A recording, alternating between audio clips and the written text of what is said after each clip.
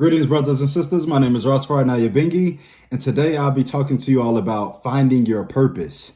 Now, the title is a little misleading, just for the simple fact that I believe that every day that we live is our purpose. Every day that we live is meaningful, holds purpose. And so when someone say, I'm trying to find my purpose, this and the third, I think that the question can be misleading, or the question you can't really find a solution when you're trying to find a purpose, because, like I said, every day is our purpose. Every day waking up, is a purpose, and we hold our purpose by waking up. And I believe that it's a difference between the purpose and your mission in life. But our purpose in life is to just live.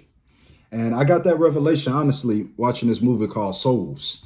If y'all haven't seen it, please watch it, man. It's definitely a great movie. It opened up my eyes, because when I was younger, I used to always think, man, my purpose is this, my purpose is that, no, that's just a phase of your life.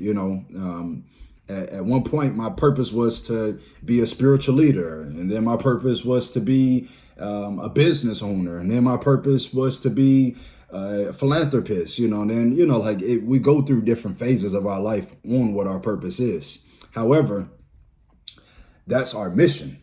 Our purpose is just to live. Our purpose is just to be us. So I want to give y'all off steps on remaining purpose, keeping your life meaningful, and holding your purpose in life.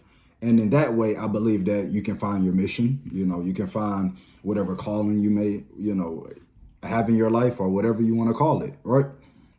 And so the first one is, these are 7 steps of holding on to your purpose, holding on to life's meaning, or the meaning of life, right? So the first one, live freely. I made a video last December about what is freedom, and breaking the barriers and breaking the bondages of society and religion and family expectations and all of these things that's holding us back. But if we were to just live freely with no expectations, with no judgment, with no nothing, I believe that we would continue to find life fulfilling.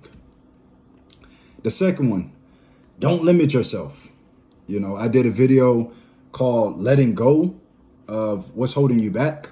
And if you haven't seen those 2 videos, please check them out. Those are pretty good videos.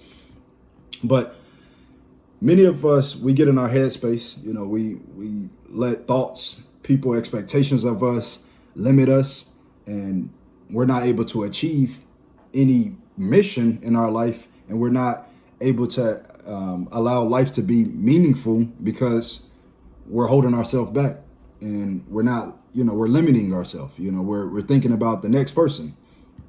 And then, like mental illnesses, my apologies, mental illnesses can kick in, and we'll feel like empty in life. And that's when we'll, quote unquote, try to search for purpose, when our purpose is just to live freely, not to limit yourself, and getting out your headspace. The third one is, keep yourself a high priority. In life, it can be hard, because they teach us to be selfless and to be a teamwork and, be a team player and all of these good things. And those are great things, right? However, they should promote more about keeping yourself first. If it's a job, a career, a business that's holding you back, that's not fulfilling, let go of it. If it's a relationship that's not fulfilling, let go of it. If it's family members, our family dynamics and in its entirety, let it go, and choose yourself first. And I don't want to go too far into my future videos, but there's a dynamic in this world called sadomasochistic, or it's a characteristic in this world called sadomastic relationships and sadomastic traits. And when we treat ourselves right, when we keep ourselves in high priorities, we're able to alleviate all of those toxic relationships. And I'm gonna just leave it at that. The fourth one, be kind to yourself and be patient to yourself. Don't just be kind, but also be patient. Many of us may be kind to ourselves, but still trying to rush the process. We have to trust the process when we are living a fulfilled life, because that's the whole purpose of life, is to live freely with no expectations, believing that everything happens for a reason, not to be in our head space all the time, but actually live in our heart space so that we can keep ourselves a high priority, so we can be kind to ourselves, so we can be patient with ourselves. The fifth one, treat others good. When we treat ourselves good, that's one thing, that's the first law. But then the second law is to treat others right, because the whole purpose of life is how can we find unity, over division. And so treating others right would allow them to feel good, will allow them to it can promote, them to feel good. It can promote them to put themselves as a high priority and not limit themselves and, et cetera, et cetera. And so treating people good goes a long way in this journey of life. Treating yourself good goes a long way in this journey of life, but also being patient with yourself and others. The sixth one, isolate yourself from time to time. Isolation is key.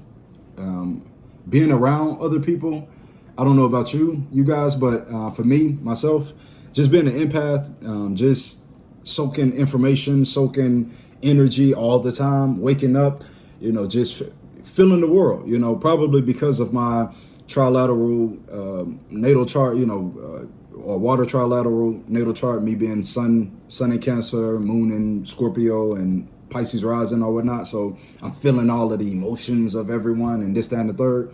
So it's important for me, to just isolate myself so that I can stay focused, so I can be a good leader, so I can be a good brother, so I can be a good son, in business, man, all of those good things, all of these titles that we hold for ourselves. Isolation is healthy for our mental clarity and our mental health, so isolation is needed for this journey of life. Last one, as far as with isolation, unplugging yourself from the matrix. I don't know why that just came up. And then the seventh one, exercising and eating healthy to stay on this earth. Once you master all of these, and once you acknowledge all of these traits and tools and tips in this life, one, as far as finding your purpose or maintaining your purpose, I should say, that might be the title, maintaining your purpose.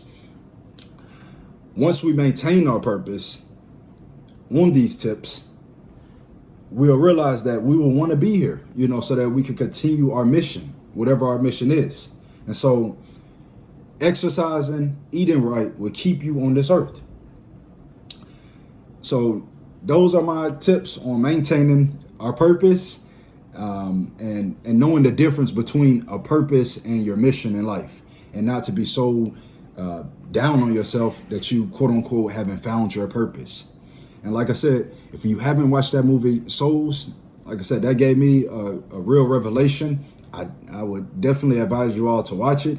It's a great movie. It's a kid's movie, quote unquote, but not really, it's more Pixar animated, I guess. And, it's a great movie, so if you like this video, please like, share, and subscribe. Tell a friend to tell a friend, to maintain your purpose and not believe in finding your purpose. All right, peace, family.